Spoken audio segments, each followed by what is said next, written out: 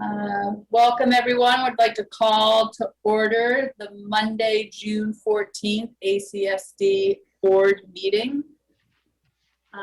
As always, we will start with an introduction of members who are participating, as well as staff.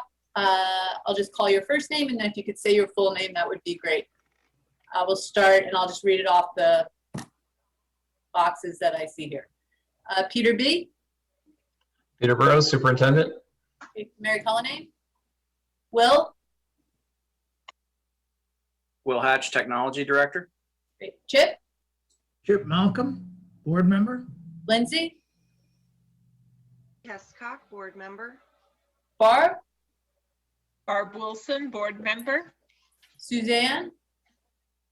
Board member. Mary. Mary Gill, board member. Jen. Jen Newceder, board member. Mary Heather. Mary Heather Noble, board member. Peter C. Peelan, board member. Lorraine. Lorraine Morse, board member. Heather. Heather Robb, principal at Cornwall. Vicki. Vicki Wells, current director of student services.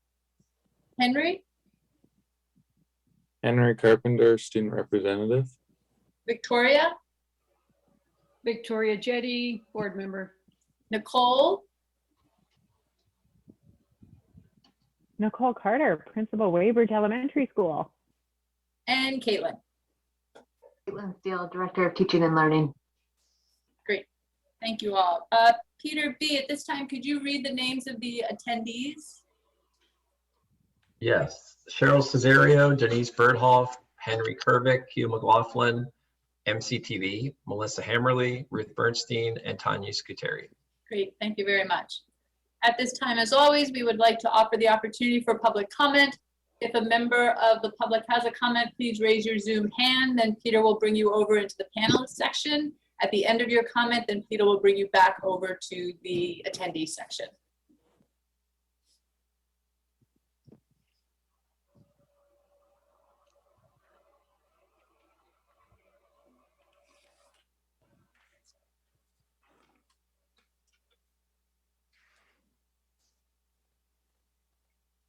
Okay, Tanya. Hi, everyone. Can you hear me?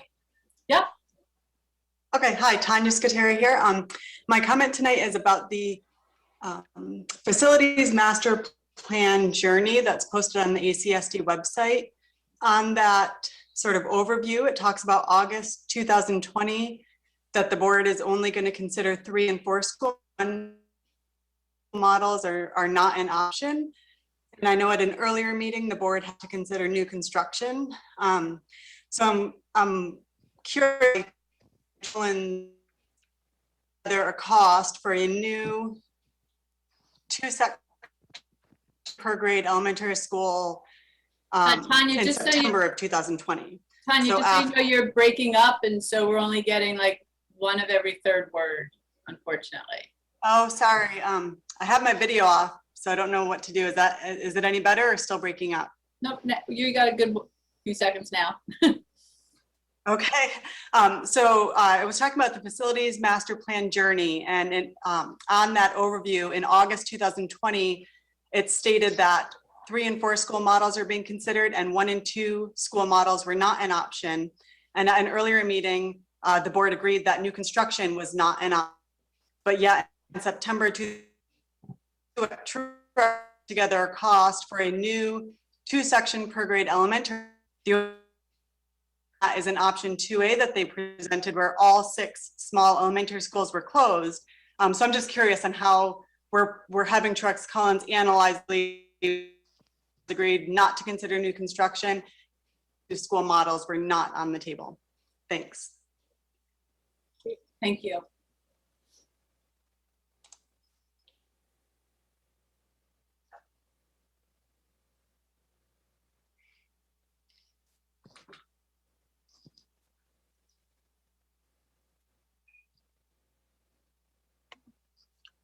Okay, I think that's it. All right, great. Thank you very much. Oh, wait, we got one more.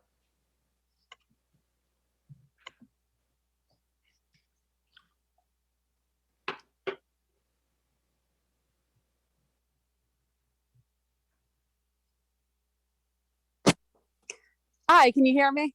Yep. Okay, sorry. I was just curious if ACSD will be. Can you just state your This is name before Ruth. you start? Sorry, this is Ruth Bernstein from Shoreham. Thank you. I was just curious if ACSD will be expressing interest in being a pilot for the community school program the Vermont State is doing. Thank you. Thank you.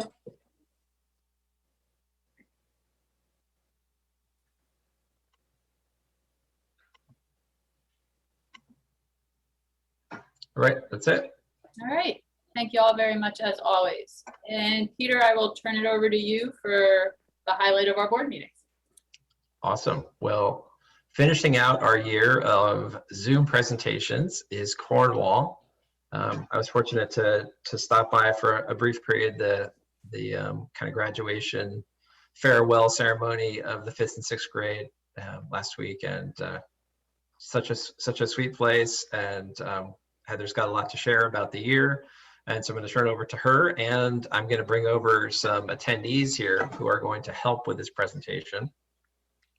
And I'm going to look at your note from earlier here. Would it be more helpful if I just tell you the names? That's probably quicker, yeah. Okay, Henry Kervick and Melissa Hammerly, please. Okay. Sounds like you're going to buy a vowel. All right, so while Peter is doing that, I will just talk a little bit before introducing some other people. In thinking about what to talk about Cornwall, specifically this time of year, it felt like it made sense and was pertinent to reflect on how the year has progressed and think ahead towards the beginning of next year. And as I was thinking along those lines, I realized that that's exactly what our 5th and 6th grade students have been doing in the past several weeks, as they have been thinking back on their time at Cornwall and how they are viewing and thinking about entering MUMS next year. And so I decided that it would be a good idea to invite a 5th grade student and a 6th grade student to share the speeches that they prepared for our promotion last week that Peter just alluded to, which was last Wednesday afternoon. So we have with us Henry Kervick, who is in 5th grade, and Thea Jackson, who is in 6th grade, both of whom will be going to MUMS next year. And what I was thinking was I would invite each of them to speak, and then after they speak, I could share some of our thoughts about our school year, and then our thoughts about Cornwall for next year. But I'd love to introduce both Henry and Thea first. So Henry, can you unmute and say hello? Hello. And what grade are you in, Henry? I'm in 5th grade. Great. So are you ready to get going, or should we introduce Thea first? I'd say I am fine with whatever. Okay, let's introduce Thea so you know who the other student is, and then we'll go back to you, Henry, and have you share. How does that sound? Good. All right. Thea, are you unmuted? Yeah. All right, go right ahead. Oh, am I supposed to do my speech now? Nope, just introduce yourself, please. Hi, my name is Thea, and I'm a 6th grade student from Cornwall. All right, thank you. All right, Henry, it's your turn. Okay, here is my speech. Title is just Henry's speech. Hello, everybody. Thank you for coming to my class's commencement. My name is Henry Liam Kervick, and I've been at Cornwall School for 6 years. I would like to share a couple memories with you. Here's the first. I remember in 1st grade, my teacher, Miss Cannon, showed us a video of an amazing domino. Then my class spent the rest of the period making dominoes. That inspired me to make my own dominoes, and for the past years, I have had much fun making and triggering dominoes. Next memory. I remember in 3rd grade, our class had a celebration. For that celebration, my class spent a while outside. We set up tents, had a water balloon fight, and generally had a fun day. I remember that being a major highlight of the year. One thing that was fun in 4th grade was playing with Miss Harvey's dog, Rava. As my class came outside, she would jump up and down in the truck because she knew when we came out, that meant chasing. We would chase her around and around, trying to get the stick she was holding.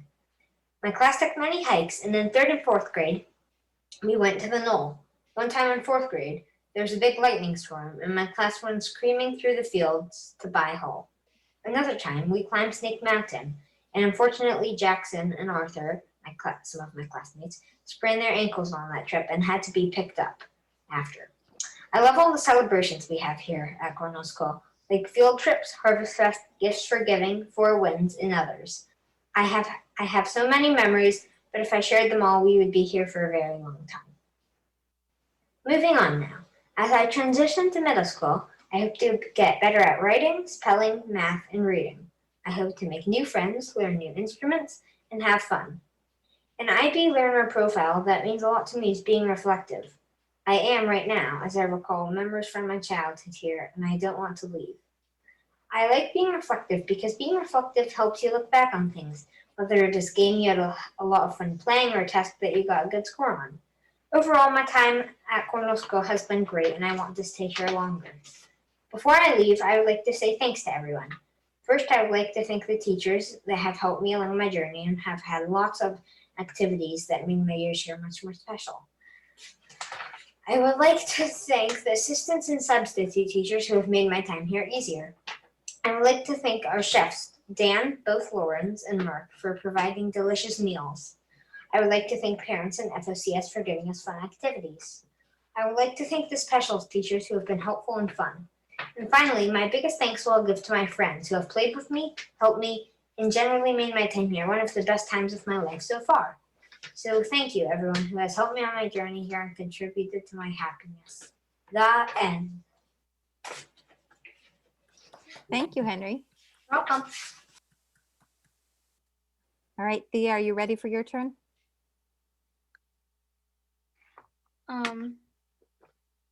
Hi, my name is Thea. I've been at Cornwall School for 7 years. First, I would like to thank all the teachers for helping me get to where I am today.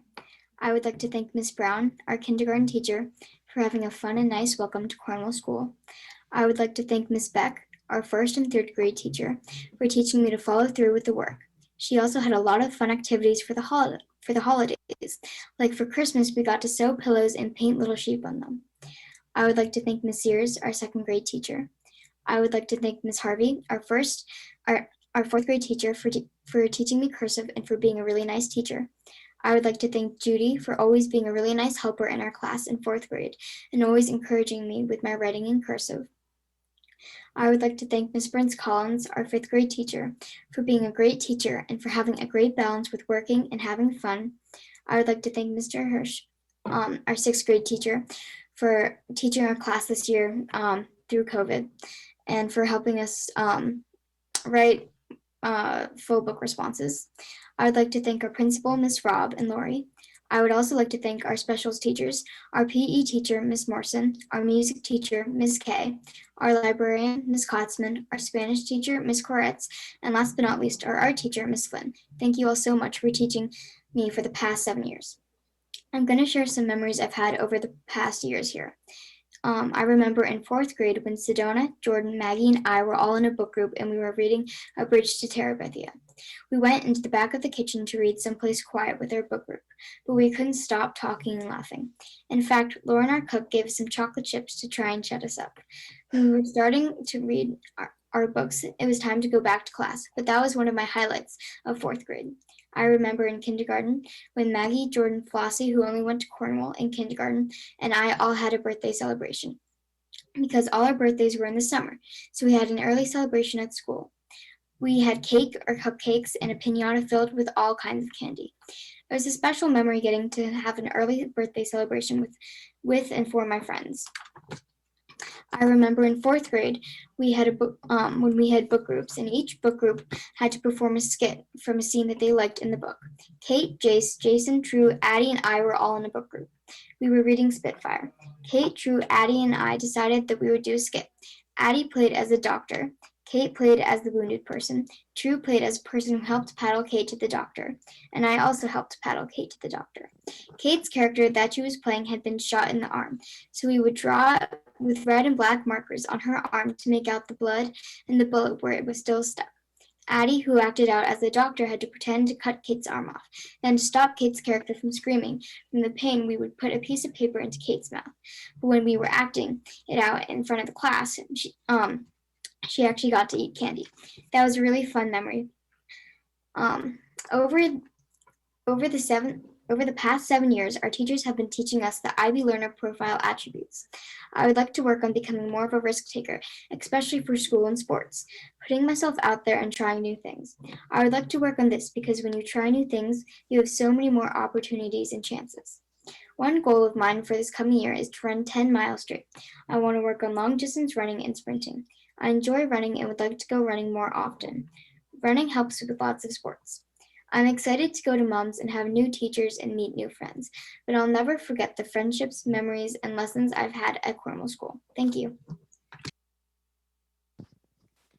Right. Thank you, Thea. Thank you to both of you. And actually, listening to you now, I think I'm adjusting a little bit of what I'm going to say, because I think that some of the themes that both Henry and Thea spoke about come to the surface of some of the things that I was thinking of, but they said it better. The themes that I just heard through the two of them were community, working together, and a whole lot of references to the outdoors. And as I reflect on this past year, I think those things are what really helped the entire community, helped the students, helped the staff, helped teachers, helped families. But it was those three things: working together, community, and spending a whole lot of time outdoors. Teachers and staff have spent some time actually talking about what from COVID this past year, what changes that we've made from COVID this past year are worth holding on to.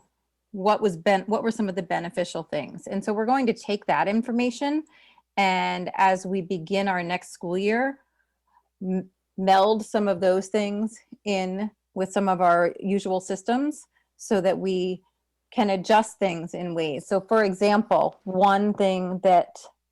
two things that came up quite often were having a longer lunch period that allowed for some flexible communication time during lunch, or a little more outdoors time during lunch. And another one that came up from families was having the option for these Zoom meetings. So when conferences come around or when EST meetings are happening, they can be in person, or they could also have the option of attending virtually, and that those things might help a lot in the future. Students also talked about when asking classes some of these same questions, they talked about how especially when the weather is nice, but even when it isn't, the going outside, not just to play, but going outside to learn and going outside to play were both beneficial. So those are things that we'd look to work to include in the future. Further, I think some of it was there already, as you heard from some of Henry's speech, but there are things that we can build on. One other thing that I thought of earlier is there's another 5th grade student, another classmate of Henry's, who, when she was giving up to give her speech, spoke about Cornwall, her time at Cornwall, as being like being at an amusement park. And then she gave a few examples. And one example she didn't give that I heard over and over from adults, more so than students this year, is that this past school year felt a little bit like being on a roller coaster, with all of the emotions associated with that. The excitement, the anticipation, the fear, the happiness, the giddiness, and again, back to excitement and fear and worry. And that we've been going through that quite a bit. But through that process, the students that talked about it, or the adults that talked about it, said what grounded them was knowing how they were working with the students each day. And students who expressed some of that also talked about how it was the teachers that grounded them. So that brings us like full circle back to the idea of how important community and working together is.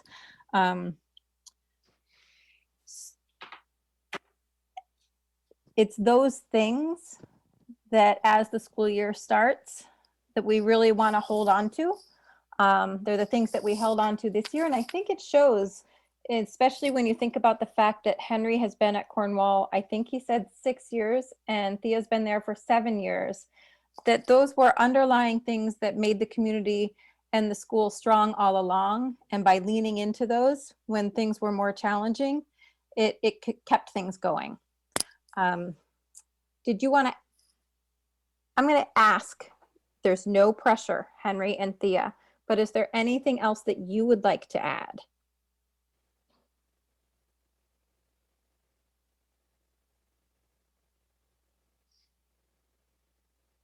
Okay, I see shaking heads. That's okay. I want to thank you both for being here. I think you did an excellent job. You did an excellent job last Wednesday, and you did an excellent job here. And actually, I think it's harder to do it here on Zoom than it is to do it in person. So very well done. Thank you both very much. Great job. Really, really great job.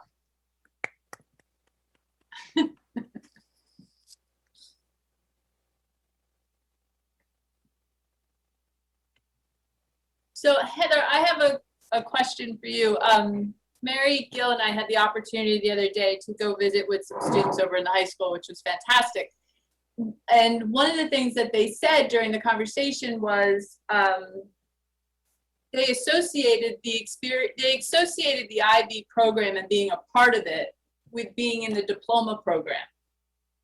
And it was fascinating, and I asked them to hold on to that thought as we were talking about something else. And so we came back to that and discussed it. And then when we chat with folks who are younger in the district, like we just heard, it seems to be inoculated more in their overall experience as opposed to it just being affiliated with a certain program. And I'm just wondering from your perspective if you're surprised by that, or if you think that we will probably now see this next generation of kids going into the middle school and high school having a broader understanding and a broader relationship with IB. So I could speak to that from a couple different perspectives, but I'm not surprised at all. Back in 2007, I think it was, the school I was at in Wisconsin became an IB World School just for the diploma program. And so we started just with that.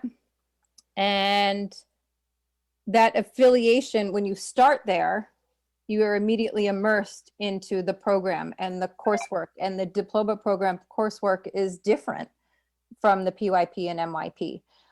It has some of the same underlying beliefs and tenets to it, but it does feel different.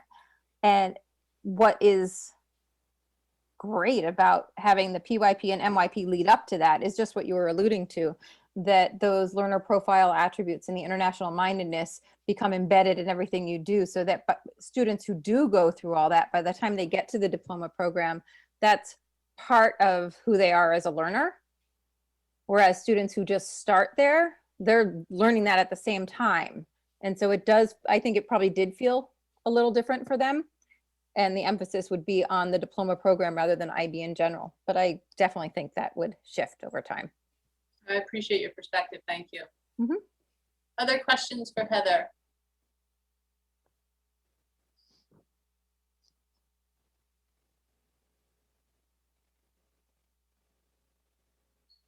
Mary Heather.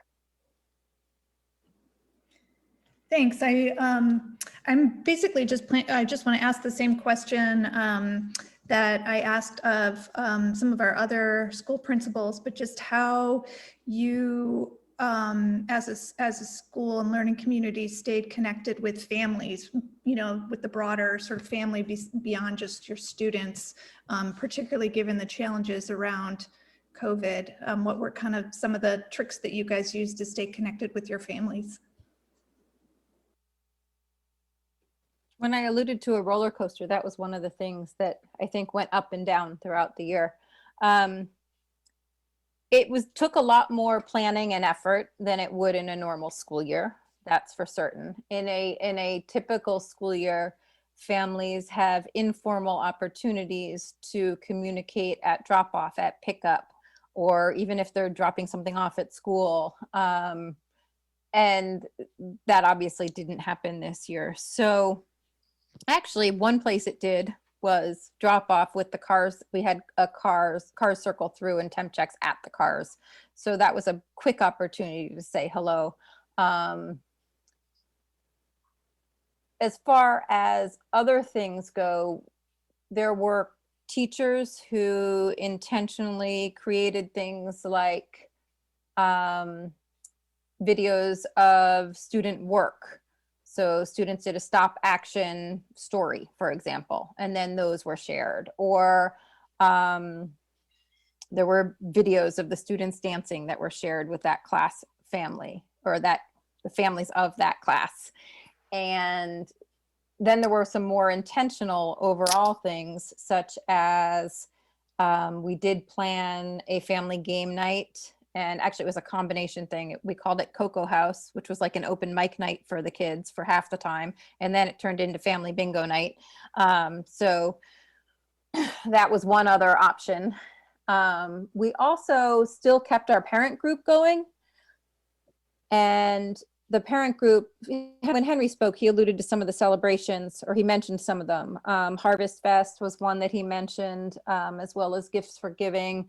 And those are events that our family group, Friends of Cornwall School, puts on.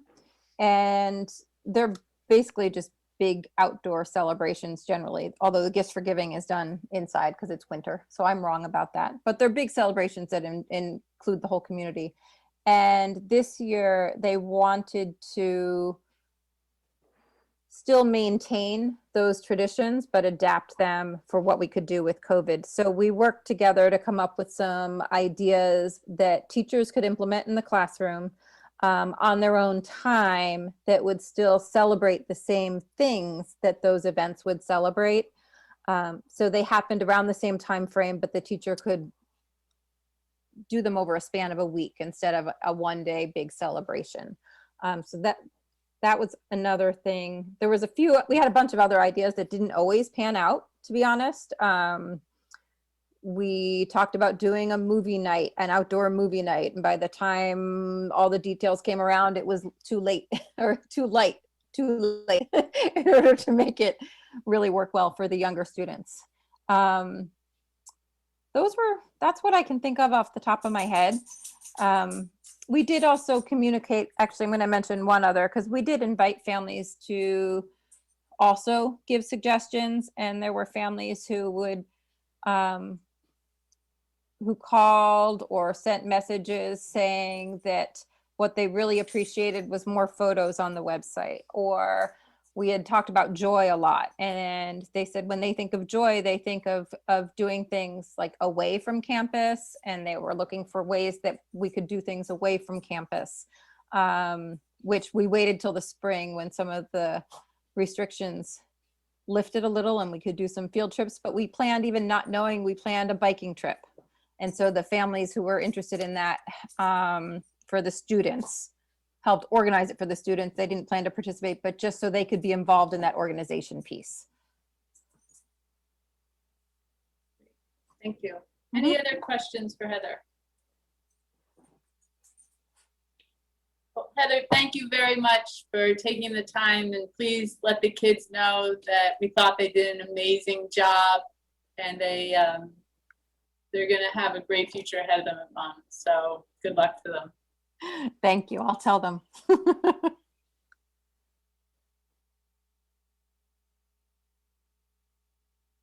right, next on the agenda is the approval of our minutes from the May 24th meeting. Could I get a motion?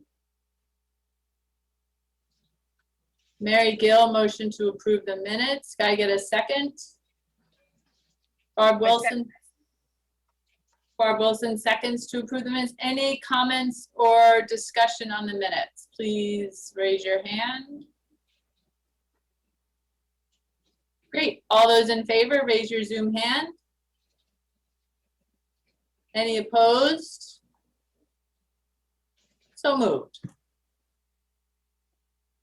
Next up, Chip.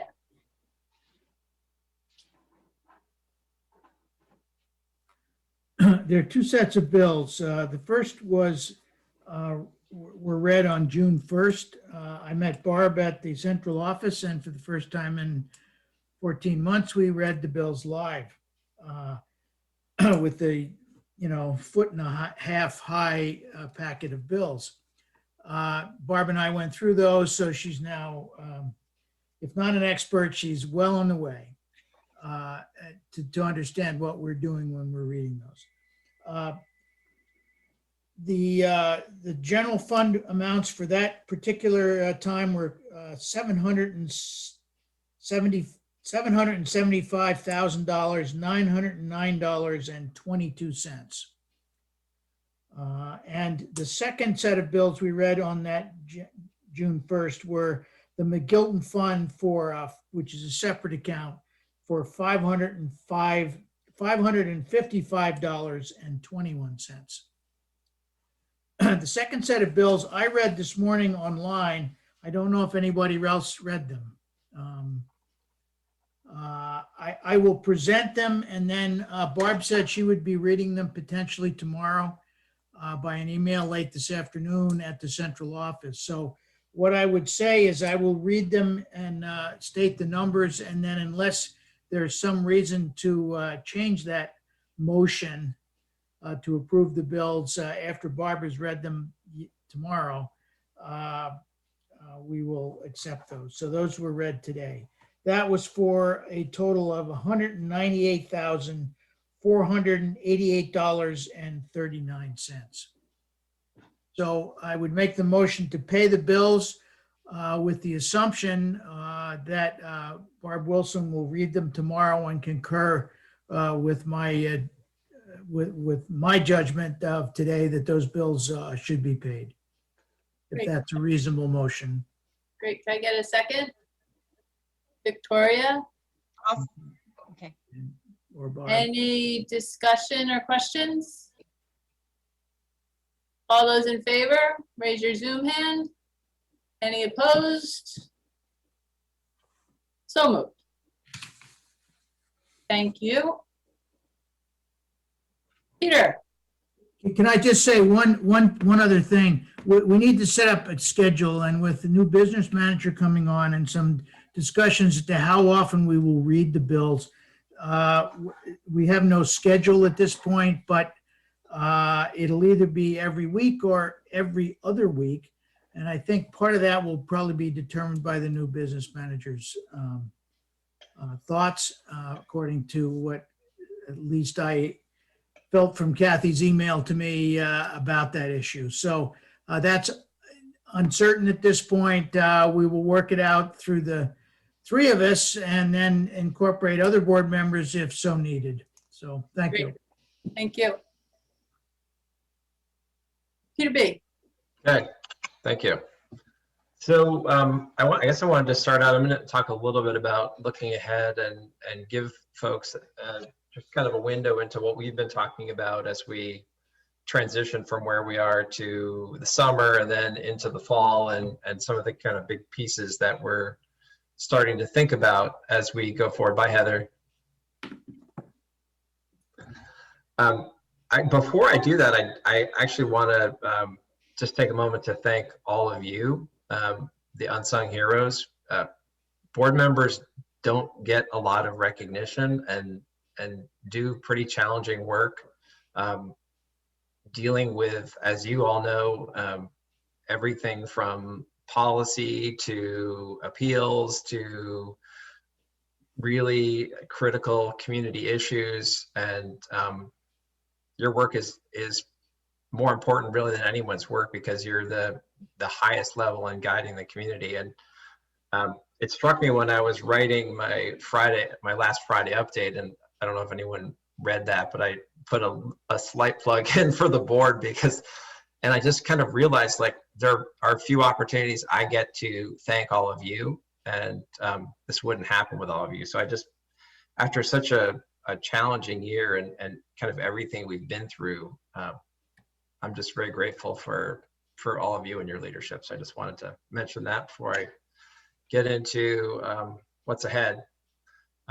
In looking at the board report, the final board report for this year, I was struck by how our leaders were summarizing the year and sharing kind of where they were and where their communities were, and wanted to recognize them as well. I think our leaders have done so much this year, and I know for myself and my communication, I've spent a lot of time, thanking staff, and I've tried to thank leaders in that context too. But again, I think leaders are also another unsung group that I'm impressed by the depth. And if you haven't had a chance to read the board report, please do, because I think you can kind of read between what people are sharing, just kind of how much they've carried this year. And I think it says a lot about, I think, the character of our leadership team. So anyway, I was impressed by them, and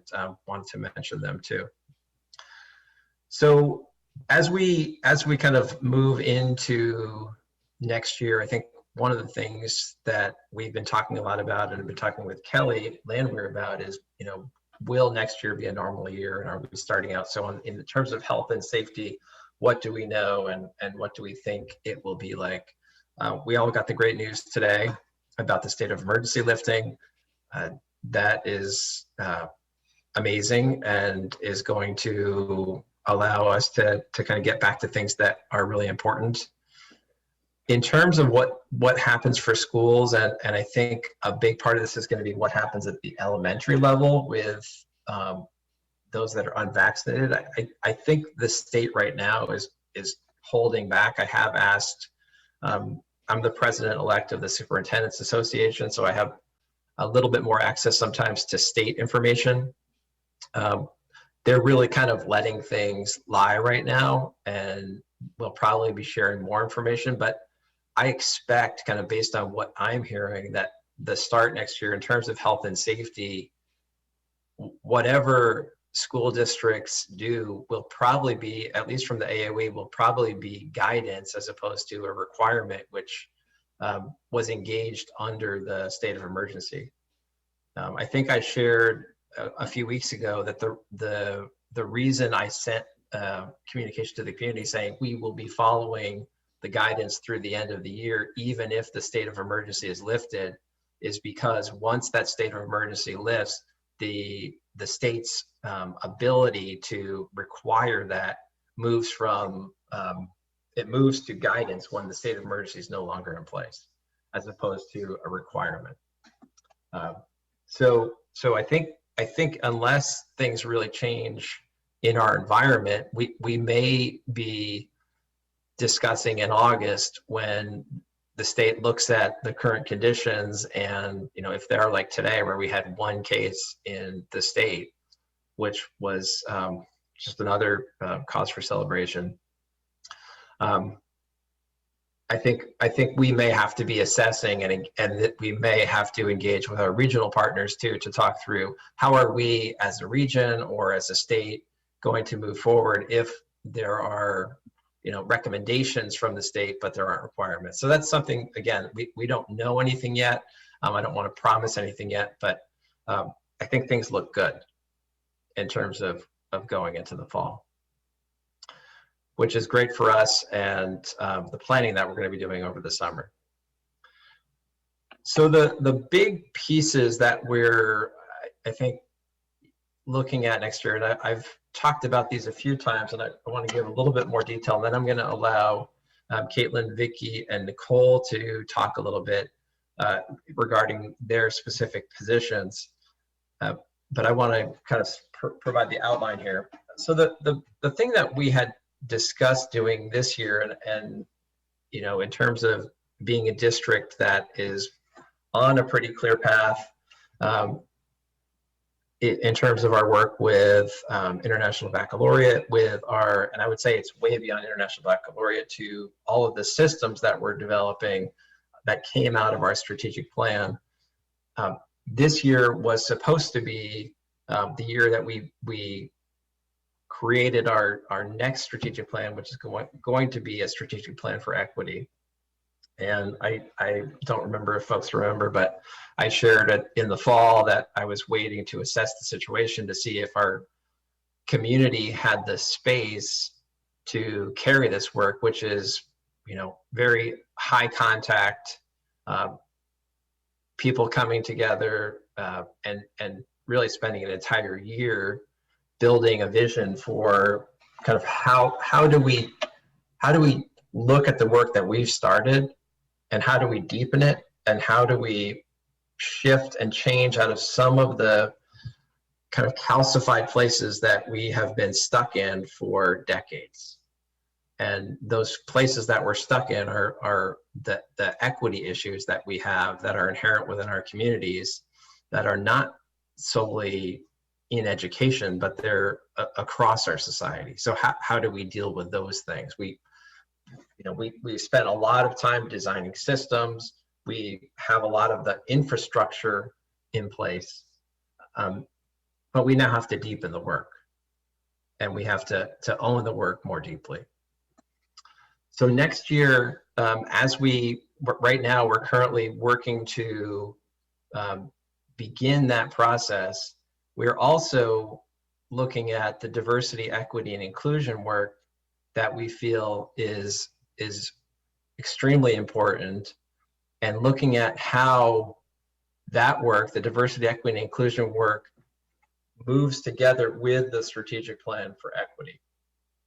And so over the summer, we'll be working, we're talking to a number of consultants, a couple national consultants who have done this work in lots of states and have been highly productive, very data-driven, helping to structure this process in a way, and bringing expertise and viewpoint that I don't think we have, just kind of being in Vermont in this context. So we are working with those folks. We're looking at how to make this work kind of seamless, and so we're in the middle right now of trying to figure out what a timeline might look like for that. Looking at, again, the diversity, equity, and inclusion work, which is really doing the work on the ground, and that is engaging issues of racism. So looking at anti-racist curricula, it means bringing in, creating focus groups, looking at kind of systems and structures within our organization, engaging in an equity audit, et cetera.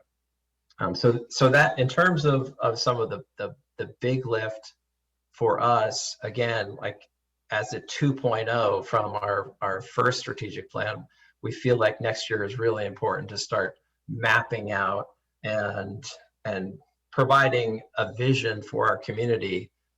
And the power of having that over a number of years is helping us as a community to sustain the work. This work is really challenging.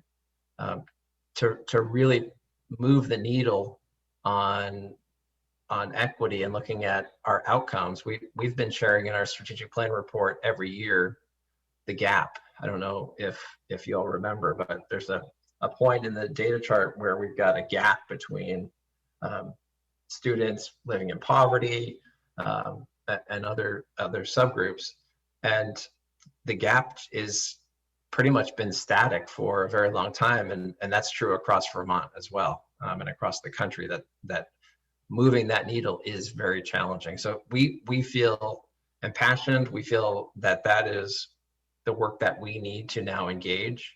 As I said, we've built some of the structure. Vicki and Nicole can talk a little bit about the systems of support that are kind of our next phase of building the walls of this infrastructure.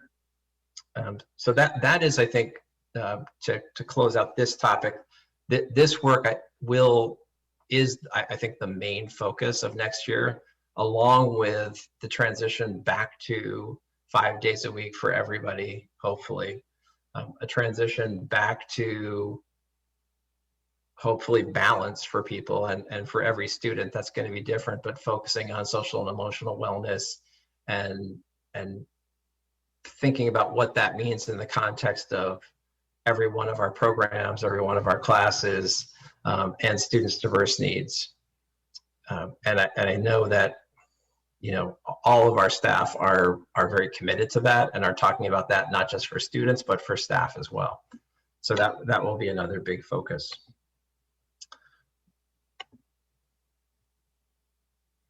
So I want to give some time I'm going to pass it off to Caitlin for her to share a little bit about some of the work and really kind of thinking specifically about ESSER funding and some of the positions that we're standing up going into next year. This is in response to the pandemic.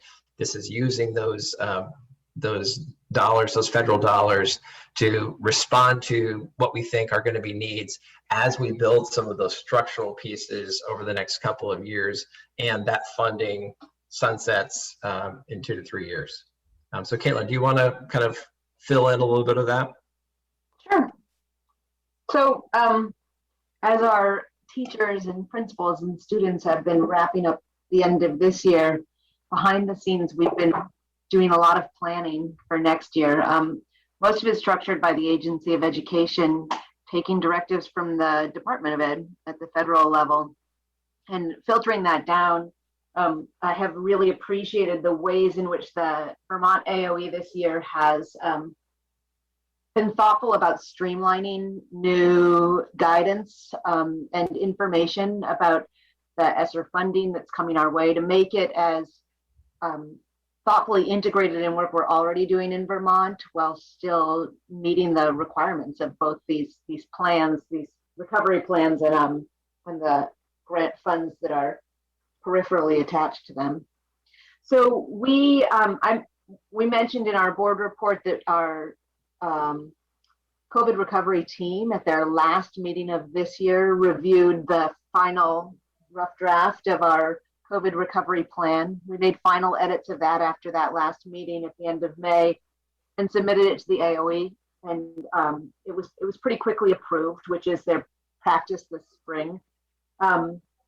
That plan is pretty comprehensive. It looks at things that were both issues before the pandemic, but are sort of in stark relief during the pandemic. We'll be diving deep into literacy, especially foundational literacy skills and a balanced literacy curriculum at the elementary level, but also thinking about how we shore up literacy instruction and development at the higher levels for students who might otherwise fall through those cracks. To a lesser extent, our recovery plan looks at math and strengthening our systems there.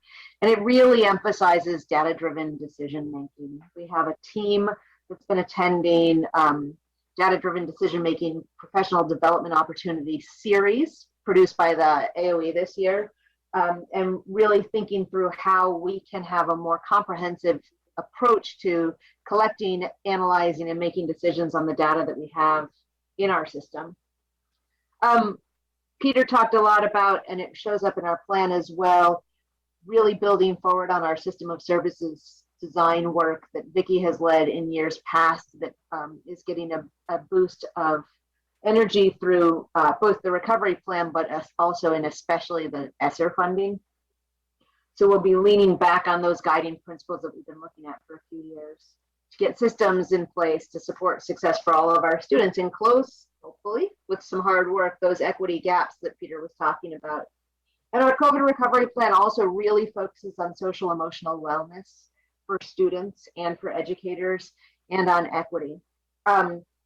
We have had a pretty disrupted year in a lot of ways, but also in terms of the sort of data that we have at our fingertips. So for instance, currently the most recent SBAC data that we have is from 2019.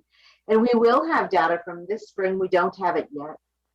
There have been other data points that we typically collect and report out on, and they're disrupted this year. The YRBS data is now out, but was very, very delayed. So we've been thinking about in a year that we've gone deeper with data, but we have less of the standard data that we usually report out on. What will it look like to make meaning in the year-end report for you? So we'll be pulling that together in the next couple of weeks. All of this COVID recovery work aims at making sure that we can live into that vision of IB for all. We have a strong curriculum framework that our teachers have been working on for years, and we see opportunities to strengthen that through reflection and through really focusing on what are the systems and structures and scaffolding that we need to get in place to make sure that that's a viable path for all of our students. So Peter was talking about ESSER and particularly ESSER funded positions. We've shared some of these with you before, but I have an update because since we talked to you last, our ESSER 2 has been approved. We have written into both grants 2 years of school-based clinicians coming into our system. And Nicole and I have been working closely with our schools and with CSAC to think about what is the right structure to make that effective and impactful and fundable in compliance with various other federal grants we receive. We have extended our SEL coordinator, which was just a Mary Hogan position, to be a full-time district-wide position, focusing first at the elementary level next year, but with the possibility of expanding that. So that's funded for 2 years. We've grant funded 2 literacy interventionists for 2 years, one at the elementary level for 2 years. That one has already been hired. And at the secondary level, we've grant funded it for 1 year. And we have just posted that one recently. We have funded a literacy coordinator for 2 years who we've hired. That position will really help us to think about the structures to dive deeply into literacy instruction and intervention across the district. Preschool and early childhood transitions coordinator, we've hired that position. Summer and after school programming, that's not a position, it's an investment that allows us to pay current ACSD educators to provide additional play-based and engaging learning opportunities for students in existing ACSD programs and partnership programs. So for instance, we have Mary Johnson Children's Center running a full-day childcare program at Mary Hogan this year and a half-day at MUMS. And we're able to bring ACSD educators in to provide supplemental activities to make those more dynamic and more vibrant for the students already engaged, and also ideally to attract more students into those programs because there's still capacity in those. We have a similar program with ARK Childcare that's new this year at Shoreham. And so we're working on developing that now. It's a lot of work sort of late in the game, but we are hoping that we're designing and trying things out to continue in the next couple of years as this grant funding continues. And then also we've got a grant investment under ESSER 2 approved to support that diversity, equity, and inclusion audit and related professional development over the next couple of years. So looking forward, we're really leaning into, as Peter was talking about, our planning around diversity, equity, inclusion, and strategic planning for equity. We're having been fully authorized as an IB World District during the pandemic. It will be nice to come back re-energized and reflect on how that's going, what's working and what needs work still. And most of all, I think we're hoping that our educators all get some deep rest this summer. They've been working incredibly hard. I think that I'll just speak for us all and say we're tired, but summer is right around the corner, and hopefully we'll come back excited and able to reflect not only on how hard this year was, but really on what we accomplished and were able to pull off and what we learned that we might carry forward in the years ahead. That's all I've got, Peter. Okay. Peter, can we ask some questions on the first 2 buckets of stuff you presented? Sure. So the first bucket, you know, one of the things I think nationally that becomes in the public discourse when we hear about strategic planning for equity and closing the gap, that gap is created by an inequity of a myriad of public system solutions that go far beyond education as an institution to be able to address. And so setting a bar for closing a gap when you're not in control of all the variables is a very difficult journey. And so that's one thing that I would just love, you know, you and Caitlin to comment on. And then the other piece is with regards to closing that gap, I think one of the things that is important from a communication standpoint is in many instances that is heard as I need to bring the lower portion of our community from a performance or standardized testing or whatever measurement unit we have, I have to bring them up. Because if I don't do that, then and I bring the other end of that yardstick and they keep moving, that gap continues to be present from a measurement perspective. And so how do we have a plan, or how do we have a strategy in which what we're saying our actions are going to be, we're going to be investing in and working on, will impact all kids? And so this isn't just a plan for a sub-segment, this is a plan for the district. And so would love for the two of you to comment on that as well. Yeah, so I think, relative to your first question or thought about, how do we, not necessarily how do we control the variables that we can't control, because we can't control those, right? But how do we be realistic about kind of expectations, because there are things that we can't control. I think it's something in education that's frankly really challenging. For us to be able to shift, to shift the system to support students that are, for example, are struggling at home and need additional supports that they may not be getting, requires us to think really differently than we have previously in education, where not that long ago, we weren't even talking about some of these things. So I think, if you look at how slow public education changes, it's not the most innovative space to work, because there are so many variables involved in a public organization, right? I think we're at the beginning of, frankly, looking at some of what are the variables that we either can control or push, whether it's in the 6 hours that we have or in supporting what's happening outside. And some of that is being more thoughtful around design with all of the different agencies that have contact with families. We're still, even though we have great relationships with our different agencies, we're still working in silos, I would say. There is a lot more we can do to sit at the table and essentially design how we approach these challenges together. And the metric isn't just a student's test score, right? Historically, that has been the metric that we use and that's what the state uses, it's what the feds use to say that we're doing well or not. I think in planning ahead and addressing the needs of all students, and again, like, our goal is not and never has been to keep a certain subset of students at some level. And I would say that it's easy for us to start talking about groups of students. I think we make a lot of preconceptions around where the groups are, and oftentimes those are based on academic outcomes. I think the deeper we dig and see the whole student, the more we realize that some students may be performing really well, but if our metric is a student is well, is engaged, is happy, is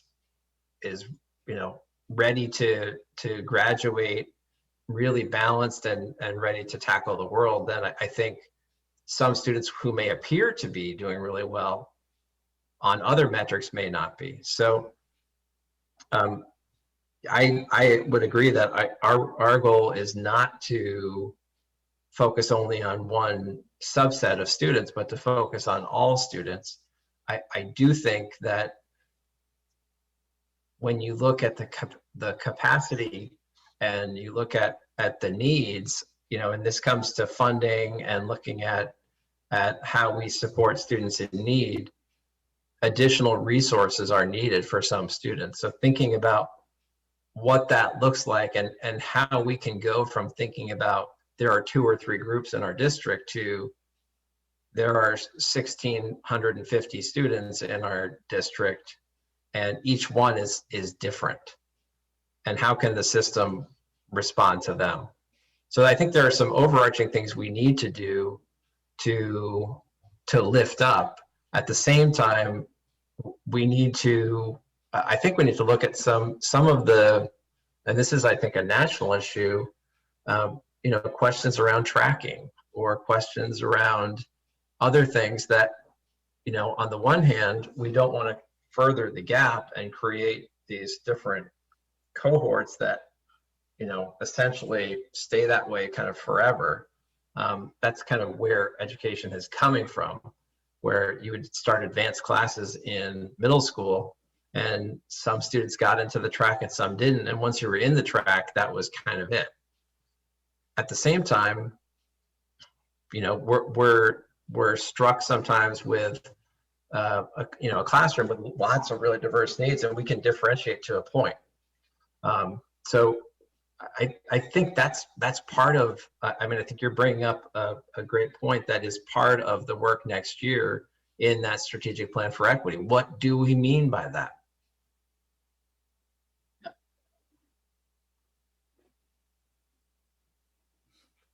I did want to give Nicole and Vicky just could Nicole and Vicky just give a really quick kind of, and then we can go to questions. Well, seeing Nicole shut her screen off, I'll go. That was, Vicky, this is your last chance. It is. Although I think I went out on a pretty good note at the last board meeting. So I think I would reiterate a lot of what I stated at the last board meeting, and really thinking about as we move forward and really look at that, the gap, that there's a couple of pieces. One, you know, looking at the work of the design team and really honing in on the guiding principles, the best practices that DMG had worked with us on, as well as the shifting of kind of beliefs, attitudes, and perspectives. I think as we move forward, for some it may be a sea change, and for others it may just be a little ripple. But I think as we move forward, really addressing our tiered system of services and ensuring that we have really strong layers of support for all of our students, and recognizing that some students need significantly more services and supports than others do.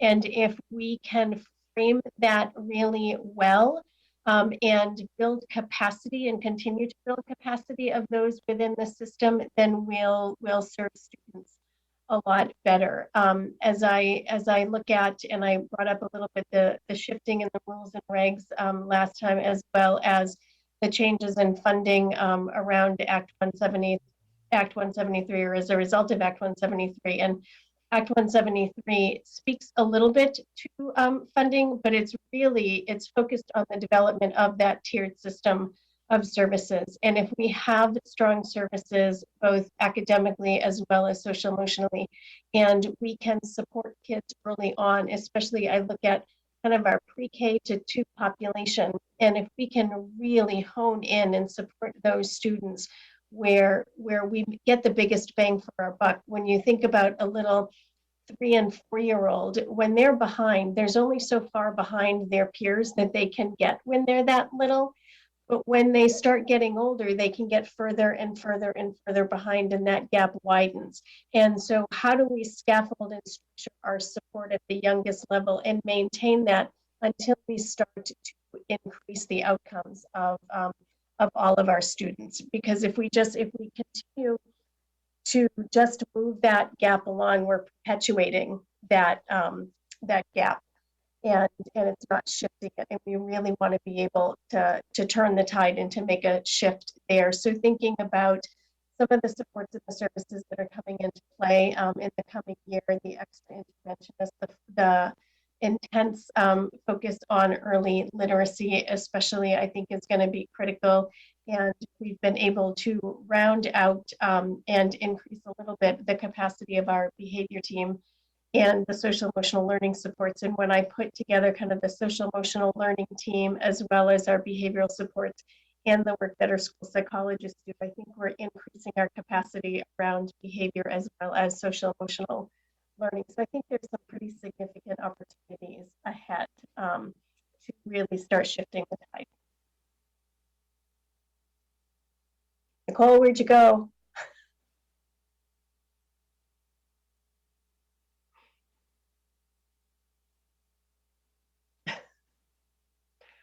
Looks like she's trying to connect. Yep. There she is. Hey, is there anything to add to that, Nicole, thinking ahead?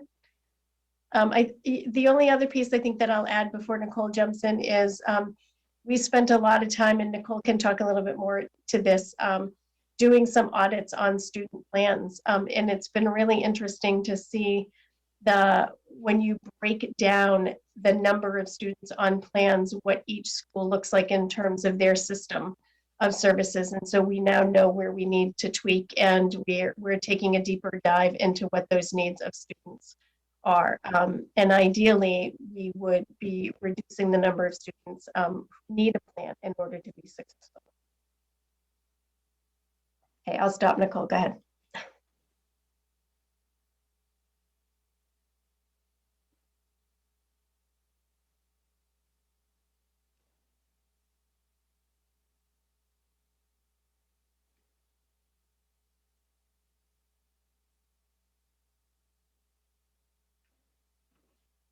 Hi, everybody. I've heard about maybe every 3 words for the past 10 minutes. I feel like there should be some game, and let's see if I can piece it all together. So I wish I could share, because this is such an important conversation. Is there anything, Vicki, that would be helpful from what you shared about? I think just talking a little bit about the student audit, the plan audit, and some thinking about where you're heading with that. Oh yeah, that's a great place to jump in. So all of the principals, in preparation for providing Caitlin with information for ESSER funds, they provided a large set of data about all their student support services. I'm wondering, it looks like you guys all froze. Oh. Hear you. If you can probably keep your video off and just do your audio.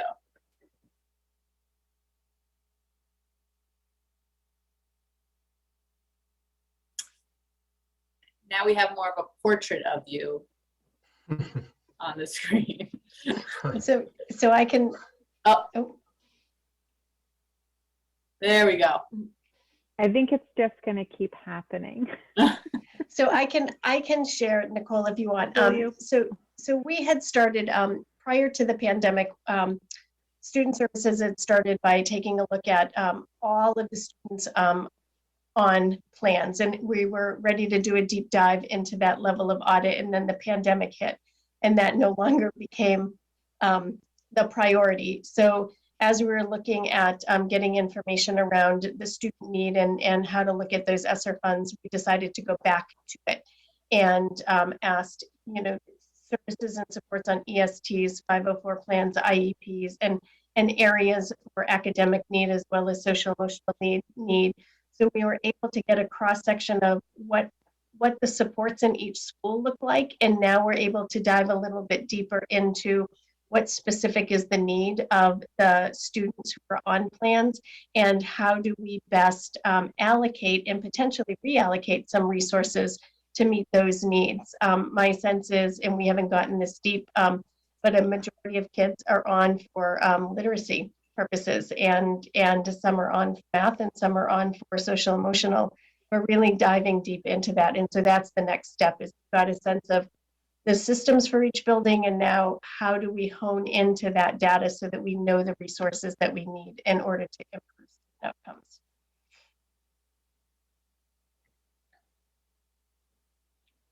Want to open it for questions, Peter? Yep. Great, we'll start with Barb. Hi there. First, thank you for this topic and taking the really deep dive into, the numbers and, looking at, doing an assessment of where we really are today, because that's the most important thing to start with. One of the things, and I know, we won't be covering this meeting, but maybe in a future meeting, that I'm excited about is community schools that the legislature has passed a pilot program for. And it really integrates community with the school, possibly even helping parents with education, alcoholism, whatever that community needs. And when I look at that kind of a bill that was passed as a pilot, it seems to me that might help to bridge some of the gap that is out of our control, more so as educators. And so I really hope that's something that as a district we can really take a look at as well. I know the initial version of the bill is for schools, elementary schools, where it's free lunch, reduced lunch is 40% or more, which I think maybe 1 or 2 of our schools qualify for. So any thoughts on that? Obviously we need to do a deep dive on that bill, but I'm really excited about the potential that might have and some of the research that's come out about how that has benefited, especially younger age children. Yeah, it's interesting. I saw the passing. I know there was a lot of back and forth in the legislature about it, and it looks interesting. I don't know enough about it yet to speak coherently about kind of like the fit, but I expect that as the session has closed out, that we'll be getting more information that we can kind of start to have a conversation around fit. And again, like you said, it's 40% or higher free and reduced lunch. So I believe that would be, is it 2 or 1? It's maybe 2. I'm not quite sure what. We have Based different. on our CFP data from this year, it's only 1 school. We have reasons to wonder about the accuracy of that data, and the Agency of That's why I was saying Education. 1 or 2, because we. Yeah, the Agency of Education also has reason to wonder about the accuracy of that data. So they've allowed a lot of waivers for schools that don't qualify for Title I. We're writing a lot of waivers this year. Mary Gill and then Chip.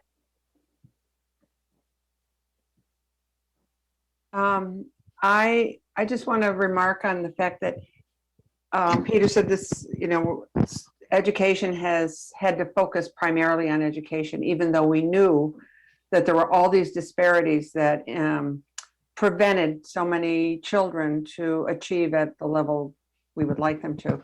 So I know that it's almost like each of the different agencies, whether it was health or education or counseling or the social services, all had their own domain and their own focus. But I think the emphasis that I'm hearing now is that, no, we really do need each other in order to make things happen. Because to just education or, teachers just working on the student in the classroom, it doesn't help them at home and it doesn't help their parents. So I'm really, I'm feeling very hopeful that the emphasis now is on all of the domains working together and with a common goal. So, and I'm glad this money is, or this funding is targeted so that we'll reach all those different places. So I'm very enthusiastic and think it's great. Well needed. Thanks, Mary. Chip? One practical question, Caitlin, I don't know how many different positions you mentioned that we would be hiring, but when just from the point of view of when we vote on budgets, we vote on all those positions, irrespective of where the funding is coming from. So as we get closer to formulating a budget for the next year, there's going to be positions that are present that were not present before, all for good reasons. But somehow we're going to have to make it very clear as to the fact that these come from different sources of funding. Because, the public votes on a number. And I'm fine where it's coming from. But on the other side, I think we've got to really think about all of that when we are at this point trying to reduce costs, so to speak, or reduce the increase in costs. And yet we're going to be having quite a few new positions. Unless we fund those with the general fund, the public is not voting on those positions. So when we ask the voters for, the local education spending, they wouldn't be voting on the federal funds that we're already getting. But don't we have positions now that are grant funded that show up in our budget? Not if they're grant funded, the people show up in terms of our staff, and some of our staff are like partially grant funded, for example.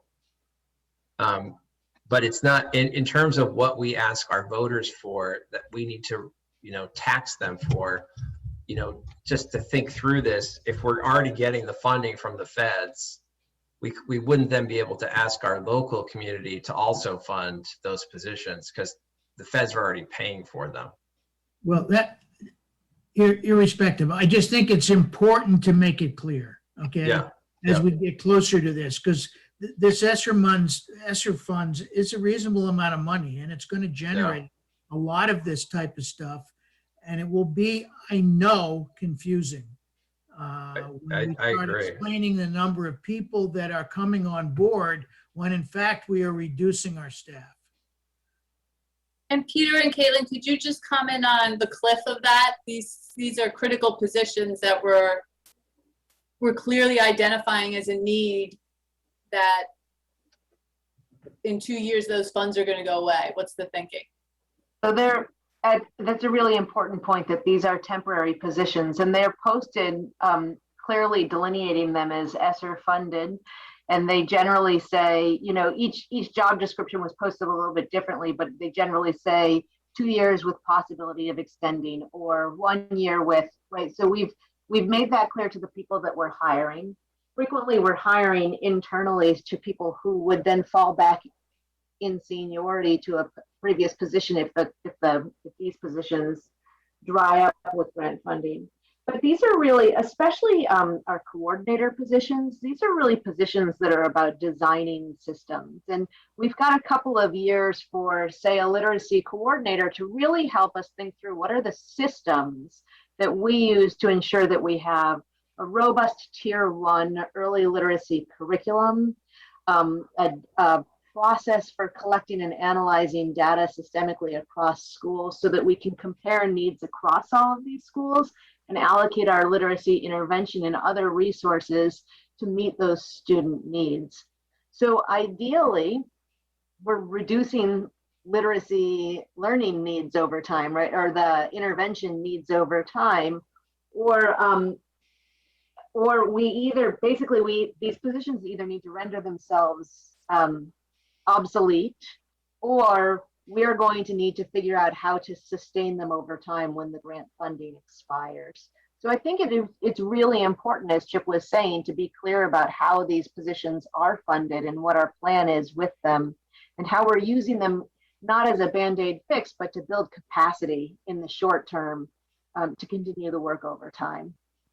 Yeah, thank you for that. I appreciate it. And my only comment would be, I wouldn't anticipate that a strategy should be built around the concept that within those 2 years, there will be such improvement from a student perspective that we don't need these resources. Perhaps from a process perspective, we have other systems in place, but we're not going to address underlying need within that 2-year period. Yes, that's good clarification. It's not that we'll eliminate the learning gap. It's that we should have systems in place so we understand how we respond to it. Perfect. And we're definitely having the conversation prior to looking at any new position to be sure that we're not creating a cliff that we can't sustain. We don't want to spend time building a system over 2 years and then pull all the resources away from it and build again. So this really is a kind of a runway to where we're headed with all the work that we talked about previously. Other questions? Okay. thank you both, Vicki, well, all three of you, Vicki, Nicole, and Caitlin.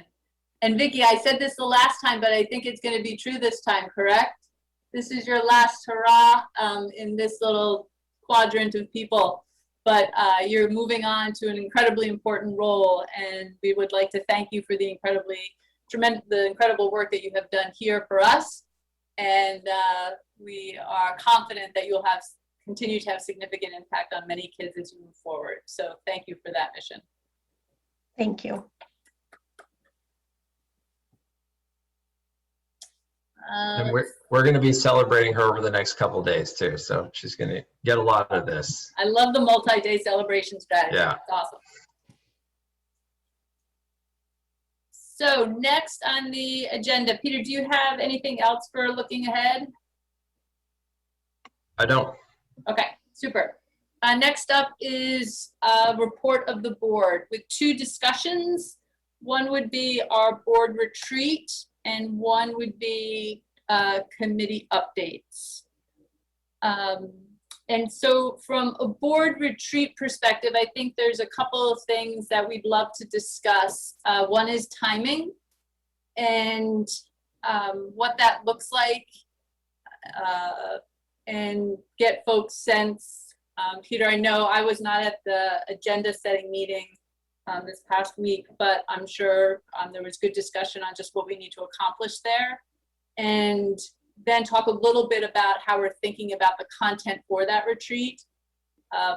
The framework in which those discussions are being had is really about how the board does the work that it needs to accomplish, and a couple things falling under that, the how of the board.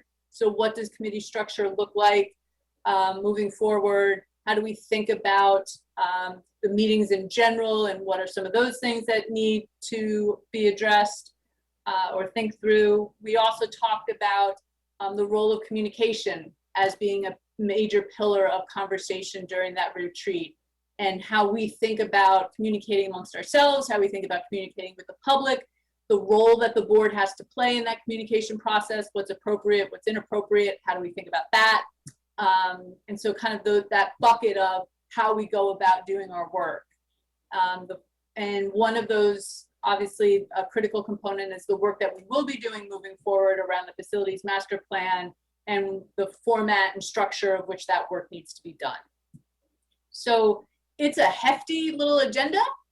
And so I think it's going to be important for us to kind of make sure that we have it's an easy day for folks to participate in, because I think it's going to take some time to get through all that. Victoria or Suzanne, do you guys have any comments on that from what was discussed at the agenda setting meeting? No, I think you covered it fairly well. I think within the conversation around how the board does its work and the structure and the processes that we use in order to get work done is the question of how we're going to move forward with the facilities master plan and what that's going to look like. And so that is a sort of a sub set of how the board does its work conversation. Great. Barb? Yeah, thank you. I've been attending school board association training, so bear with me. One of the things that has been stressed in the trainings I've been taking is really setting measurable goals. I know we've talked in objectives, and I know that we've talked about, some of our gaps, that kind of thing. Do you think there will be opportunity at the retreat to focus maybe narrowly in an area of setting some goals, kind of where we are and how much we would want to see improvement as a board in particular areas, maybe literacy or something like that? Peter, I mean, that's a chunk of discussion with regards to not just do we want that to be something that the board requires, but what would that mean and look like? Like that is that's a hefty conversation. Peter, I'd love to get your feedback on kind of just measurement in general. And is that something that you see as being a conversation during the retreat, or would you want to present that as a board discussion collectively at a meeting? In regards to literacy, or? Whatever that measurement is. Right. Any particular areas that, you know, we are saying we want to improve in, and we could start small based on, you know, what the board would like to do maybe. But it seems like a lot of boards do this, and I don't know if we've done that before. And it's one of the things that the School Board Association really says that we should be doing. I mean, I think it's a conversation around what is the next iteration of our strategic plan report, which I think is the conversation we've had with previous boards around measurement and how do we know we're doing what we're doing, and looking at the data, Barb, that you're talking about, like you said, not just in literacy, but across the board. What are the key indicators for us to know that we're doing well, that students are doing well, and that, you know, we're striving in the right directions? Like what evidence do we have, you know, beyond how things feel or beyond the conversations we have with our communities? And that could be a subset of the conversation though, Peter, for the strategic plan for equity, as opposed to a conversation. Right. Okay. It could be, yeah. A lot of boards do it as part of their retreat, is, you know, they set annual goals and, you know, goals, their objectives for, you know, where they are now versus where they'd like to be, say, in a year. It seems to be, anyway, at least that's what the training was talking about, and some of the other board members that were in the training talked about. Yeah, I think the typical approach for a board at a summer retreat is creating a work plan and establishing a couple of goals for the year for the board. I think the key is figuring out like what the,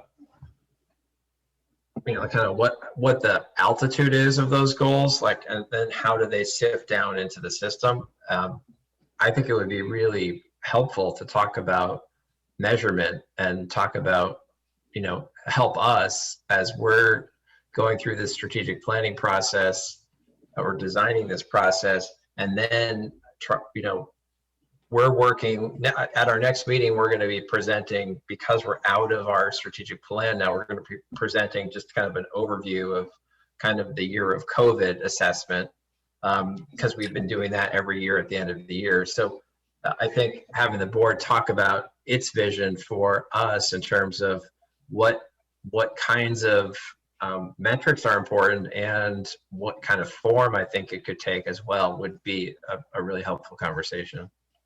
And it sounds like the School Board Association, I mean, obviously you have to pay them, but my understanding is it's not a lot. They would help facilitate the board, you know, trying to get their arms around this. Victoria, you had your hand up? No, I guess I was just struggling a little bit with whether Barb was speaking of the board coming up with sort of benchmarks or areas of improvement that really fall under management of the district, or if you're talking about improvement in data that's board work. Like if we were to say, you know, the board has an objective of communicating with the public, you know, every week for the whole school year, you know, that would be something measurable that is sort of within the board's work. But something like, we want to see the literacy gap, you know, close by 10% in the next 2 years. I'm not sure that that's an area that the board. Actually, that's not correct.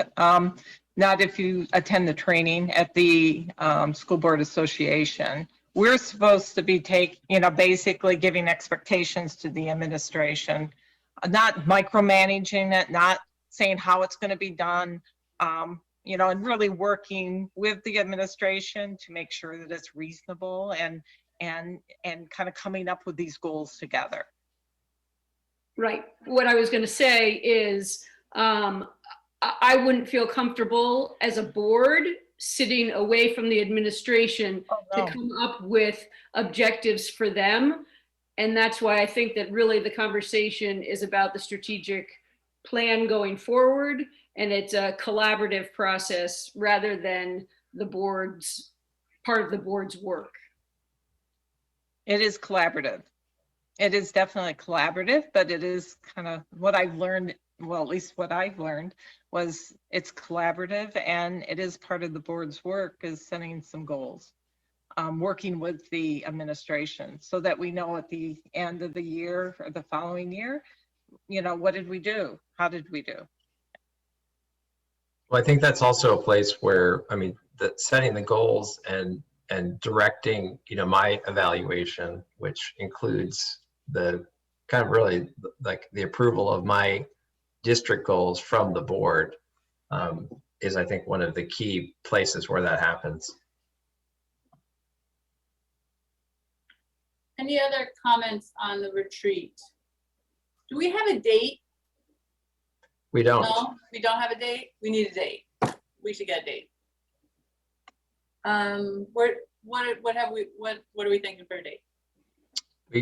It could be, we could get onto the 2nd and 4th at that point.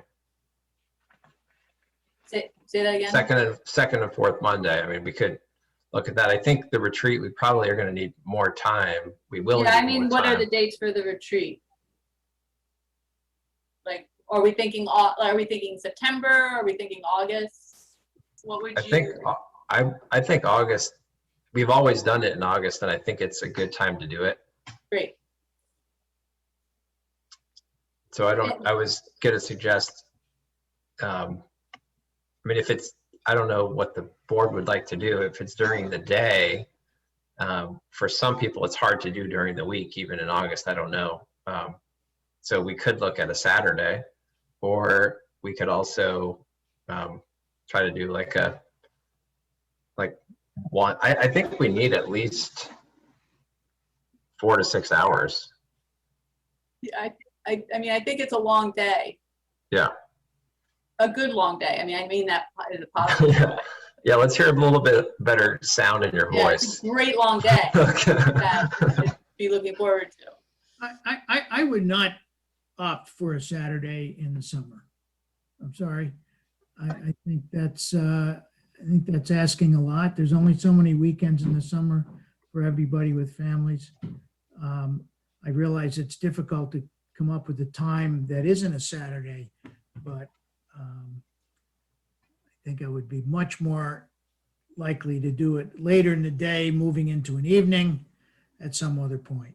I think August is a better time than July, since July seems to be, and it doesn't always have to be because we've met through July in other years, but many times boards have not met at least as frequently or at all in July. So. Yeah, and I'd like to toss out there the idea of doing an afternoon and a morning, because I think 6 hours of a conversation is really hard to do well. I think hour 4, 5, and 6 get shorted from an agenda perspective. I just don't think people are on top of, mentally as sharp as we are for topics 1, 2, and 3. So if folks would be open to doing like a afternoon and then a morning the next day, that could break it up a little bit for us. Mary, Yes, Suzanne. for those people that work, you're now asking for them to take off good chunks of time, and not everyone has that capability to just ask for time off. So Yeah, I think you're right. I mean, I think we're gonna have to, because like myself, I work on Saturdays. So either way, people are gonna have to be figuring that kind of stuff out. You're right. It's a problem. It is. It's a problem. Maybe we should put out a Google, we'll do one of those Yeah, that's a good idea. and do a whole bunch of Options. and I would even put some out the last week of July. I mean, I know I can tell the group right now, with the whole first week of August, I am not even in the state. So for me to participate, I would have to do it via Zoom. All right, well, why don't we put, We're going to banish Zoom. Yeah. why don't we put out, Peter, if you can help, I will take care of this. Yeah. we can get together and talk about what, some options that we can throw out there and go from there. But people are comfortable with thinking that this is going to be about 5-6 hours worth of work. Okay, great. Perfect. Anything else on that? Committee updates. Why don't we start with finance? I'm not sure we have, I don't even know if we have an audit yet, Peter. I have not heard from anybody.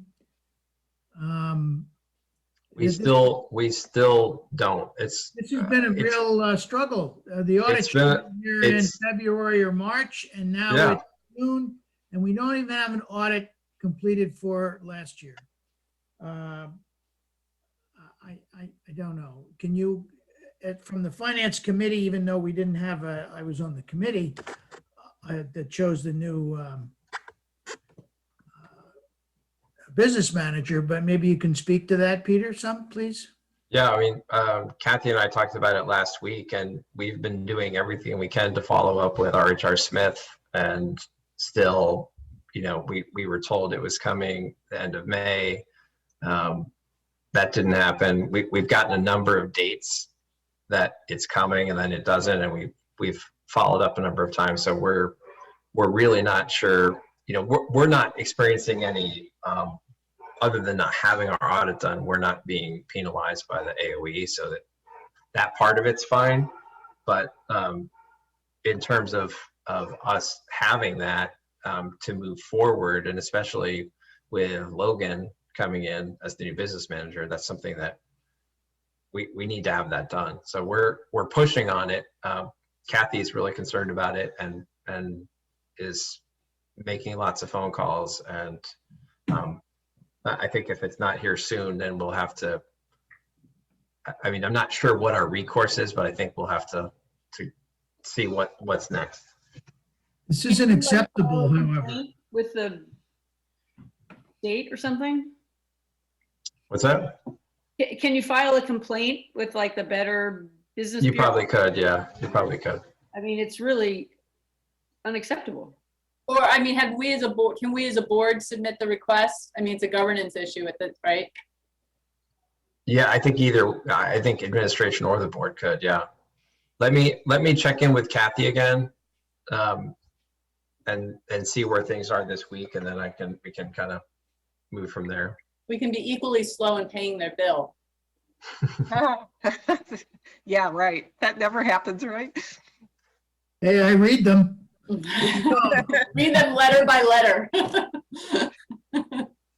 Anyway, that's all I have to report. I will say, because of the difficulties with the quarterly reports, because of the COVID changes and some of the grant monies that other people have talked about in the past, plus the business manager position not being basically there for the last few months, other than Kathy stepping in as she's done so many times in a great way. The finance committee has not had a lot to look at.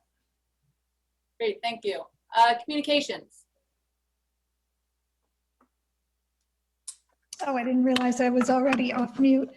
Okay, thanks. So our committee's been pretty busy. Couple of updates for you. First, our group has drafted a procedure document for responding to public comments. And it's based on sort of the public engagement elements that are already provided in our existing policies. So we've kind of put together this draft document to kind of outline sort of general procedure, kind of a map for responding to comments received through email during board meetings and other board-sponsored public engagement events, and also complaints. So we've done the work to try to, put something together that's a pretty general process to follow. And then we have just recently kicked it over to the policy committee for their review and consideration and input before we, elevate it to the full board, but just in general, to try to get some kind of structure around how we as a group want to respond to comments coming from the public, and the public meaning, public at large, but also our students, our staff, pretty much anyone that we would consider part of our ACSD community. So that's one thing we did. The next thing we've been working on a lot centers around website updates. So we have really been trying to get the most out of Erica in her remaining time here. And really just want to shout out to Erica for all the work that she's put into this as well. Some of those updates include, we did update and organize our facilities master plan FAQs. It was a long, big, burdensome list. We basically organized them into question categories. So any questions around background and why we're doing the facilities master plan. Any questions around sort of the educational reasons behind the process, questions around the details and community impacts and moving forward. So we've organized those, updated those. That has already gone live on the website. So if you look at the facilities master plan FAQs, you will see them sort of organized in that manner. The other thing we're working on is updating the facilities master plan landing page. Basically, our group has kind of put our heads together to figure out, what's the best way to present the information that we have. We've organized it so that there's some more visual icons for the facilities master plan journey, the timeline, the FAQs, and e-chat videos. We're updating and refining the content around what the facilities master plan is, why we're doing it, where we are in the process, and how people can get involved in the process, and really trying to emphasize and put forward the facilities master plan journey as the main mechanism for us to kind of communicate the facilities plan story by kind of outlining just the sort of visual timeline and embedding within that all of the sort of artifacts of that journey. So we put live links to reports, data, meeting minutes, presentation reports, or presentation, PowerPoint presentations and things like that, that have been kind of sort of the artifacts of data and information that the board has used at decision points along the way, with the idea that we're trying to kind of tell the story with the supporting information along with it. So those are the things that we're currently working on. Those are not yet live, but we're working with Erica to hopefully get that polished up and up soon.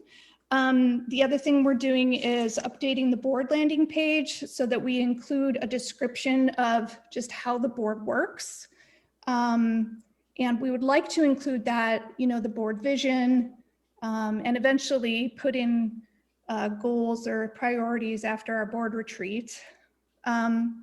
We will also be looking to include board member bios, so please be on the lookout in your ACSD inboxes for a request from the communications committee for a little board bio and a headshot so that we can put some information behind just our personas and not just an email address.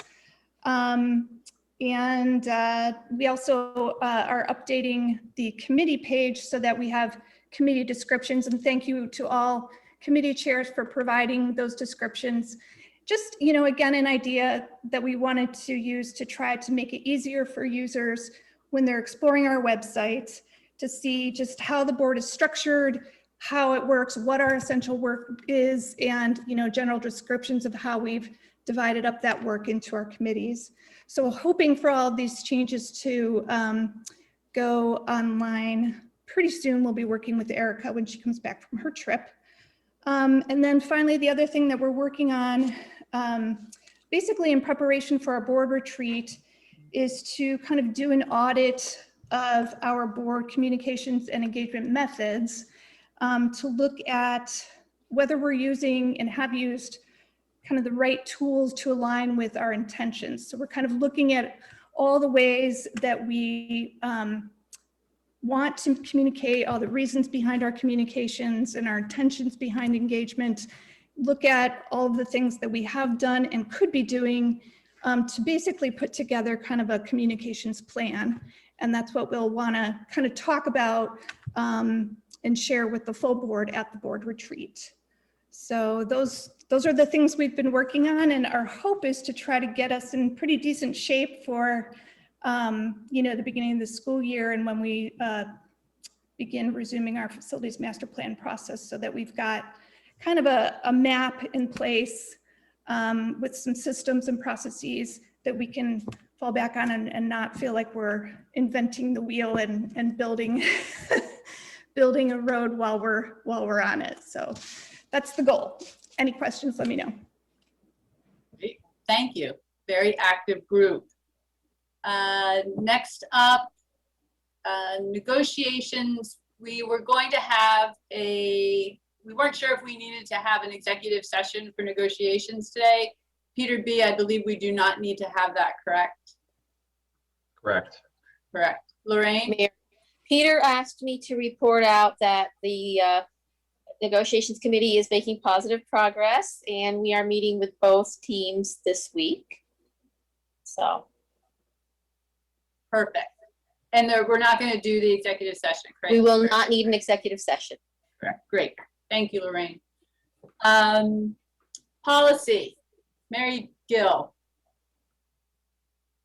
Okay, I'll try to go through my list that I have too.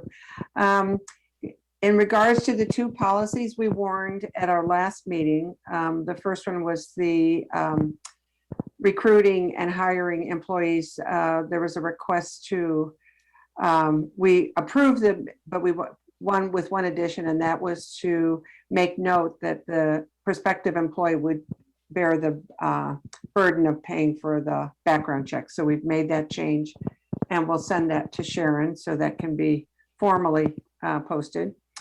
Regarding the security cameras, I think, Will, you may have more information, because I talked to Betcha the other day regarding the security cameras on the buses. And they say they own them, and that they're on a CD-ROM, and that they record, and I guess after about 25 to 30 days, whatever was on there is now being re-recorded with more current information. But based on what Dee, I guess she's in charge of the Betcha company, she said the only people who look at it are the bus driver, the administrators, the principal or an administrator, and Dee. And the only times that they're looked at is if there's a question about discipline or an injury that occurred on the bus. So we were going to try to put that, reflect that into the policy so it's clear. Will, do you have anything else that she said you had information too? Well, I'm still working on this. I've been talking to a couple of other districts to see what their procedures are around this. And I'm going to be getting together with Peter and Bruce to try to formulate, what we would like our policy or procedures to look like. Great. I think I've pretty much got the information that I need. It's just a matter of getting together to kind of organize it. Okay. So you'll just pass that over to us so that we can look at it, because we really wanted your input on all of this. Yeah. Okay. So then we had talked about it after the last meeting. I had said I would kind of like follow up, and so I asked Will to contact Dee. We also involved Bruce, and we've met once or twice. So our plan was to come back to you. Okay. With a kind of a recommendation for a policy that fully fits ACSD. Great. We appreciate that, because we're just pulling stuff. That's great. Okay. Another point I wanted to bring up is, as Mary Colonnay said, she and I met with the students who had petitioned us regarding a flag policy or flying the Black Lives Matter flag. And we did meet with them on June 1st for the students from the SCORE program. And we explained to them why there's been what they see as a delay because of all the research that we need to do, and in developing policy, it isn't something that can be done quickly, and that we appreciated their energy behind it, but that it would take us some time. And that's one of the questions I have for the rest of the board. Is it the desire of the board that we go ahead with developing a policy for flying flags? Peter sent us a draft of at least one school, and we just want to make sure that the board desires us to develop some kind of a policy. Do we need to make a motion on it? I don't know. No, because we're not really voting on a policy. We're just asking for input. Do you want us to continue working on one, or would you rather go without? I would appreciate that we continue. Chip? I would say we need to continue. I think this is a very important and difficult subject. It's not just a flag, it's a banner, it's all sorts of what would be considered, for some people, very political statements by a public institution. And whether we agree as board members or not, I just think you have to tread very carefully in this realm. Right. I believe strongly in some of these issues about what the political side may be, but I have a very also strong opinion that these are public places. These aren't private businesses. They aren't private homes. They aren't other situations where we as a board can dictate a what would be considered a political issue. We may not all agree on that, but that's where I stand. And I think this policy has to be very, very severely considered as being both important, but also open-ended, and that's a risk. Right. So we just wanted to make sure before we went on this arduous journey, because there is a lot to consider, that we have the support of the board to go ahead. So not to get into the discussion or debate on the topic tonight, but does any board member, could you share if you do not believe we should be going down this path of policy, if you could just raise your hand? Okay. So from a process perspective, yes, Mayor, let's continue down the path of this being an important thing to do. Okay, great. So that will probably be our work for the next several months anyway. I think that's about it. We feel like, and then we've got our work plan sort of in draft or almost draft for the following year, which we can share later, but that's where we are now. Great. Thank you. Thank you. And facilities, while it's on hold, Victoria, do you want to chat about kind of the process of kicking that back off during the retreat? I think, I sort of said it before when we were talking about the retreat. I think it'll be important for us to take some time to really discuss what we want the process to look like in terms of workflow, generating the ideas, who's doing what, how are the decisions being made, really the structure around how we as a board want to move forward with finishing the plan. Great. Other than that, I don't have any news to report. Great. Thank you. So that's all of our committees. So that's all of our committee updates. Well done. Thank you. Any other announcements that we missed or other? Chip? Board meetings live, what's happening? Oh, Chip, well done. So, the governor has lifted the state of emergency, which means that we go back to their normal public meeting requirements. So it's my understanding, and Peter B, please let me know if I am misinterpreting this, that we will be in person. We will be pre-COVID activity starting for the next board meeting. Is that correct? Yep. Great. Barb? Hi, thanks.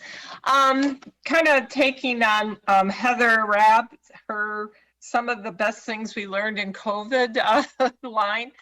I think one thing that would be nice is if we could somehow continue to allow remote public participation.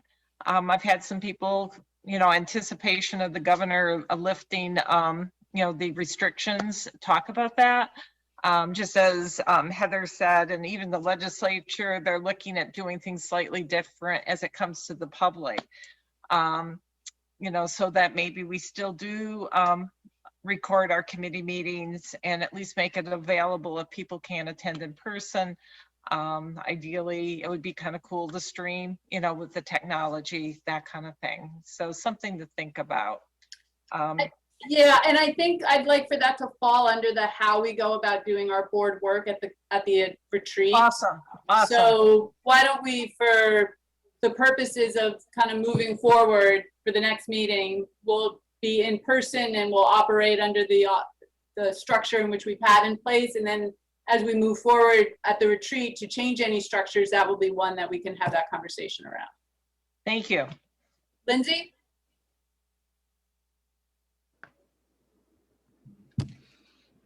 I had a question about, will this be, like we take July off? I just was wondering if we could just, basically, do we have other meetings before, we have one other meeting before the retreat and then we take a little break? Yes. Yes. Okay, so for the month of July, do we plan to meet, or we definitely have the month of July off until we get maybe some potential dates for the retreat? Peter, we currently do not have any regular old board meetings scheduled in July, correct? Correct. Yeah.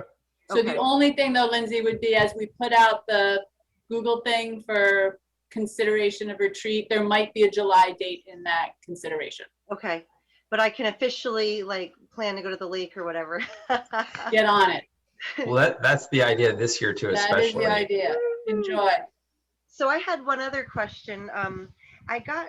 We're on the Vermont School Board Association email list, and there was something about resolutions submitted by member boards. And that wasn't even on my radar really until I got the email. And so I'm just wondering, is there anything that our board is putting forward, or where would that connect to what we're doing? I mean, I just haven't heard, I guess that's something new with what I'm learning about the board. I think boards were always able to do that, or participate through the process. Peter, I don't know historically if this board has done that. It has not been something I believe that I've been a part of in the past couple of years. So, I mean, we've established resolutions in the past, but I think, Lindsay, what you're talking about is a resolution to VSBA. Yeah. Right. Yeah. For the right. body. Yeah, we have not done that. Have not done that. We have not done that. But Okay. yes, some do it. If you go to the annual meeting, did you go? I didn't. Okay. So if you go to their annual meeting, you'll hear a few resolutions from different boards bringing something forward to the organization, and then those present vote on the resolution or affirm it or, hear it. Yeah. So I think if something came up regarding the VSBA organization itself and something that the board felt really impassioned about, certainly that would be an avenue. Okay. Are we do we usually have a representative of our board go to like the September, their meetings, or I'm just. We've usually attended in the fall, they do a regional meeting and it's an Addison County meeting. So we've had pretty good attendance at that. I know Lorraine has been to many of those. So, and a few other folks too, Suzanne, Chip. No, I haven't been to them, but I'm just making the point that any board member has the prerequisite to be involved with that organization if they so desire. So any of us can become active in that by being. And you can, if you're interested in going to that, it's probably going to be again at Lake Maury in the spring, the annual meeting. If you're interested in going to that, it's usually late May. We usually give our vote on any resolutions to a proxy because we don't have anyone attend. So if that was something that someone was interested in, you could represent this board to vote on those resolutions in whatever way the board felt it wanted to. Great. All right, so I think that is it because we do not need an executive session. So let's see, is Vicky still? Vicky, again, thank you. Enjoy the time that you have before taking the helm. And everyone enjoy a tremendously well-earned July. And I'll see you around town. We're getting together in 2 weeks. Oh, Got to keep you on track there, Mayor. it's not the end of June. It feels Motion that to way, adjourn. but it's not. That If you're on is not. vacation, you can tap your vice chair though. All right, motion to adjourn. Suzanne, Mary, Lorraine. All right, everyone, have a good evening. See you in 2 weeks.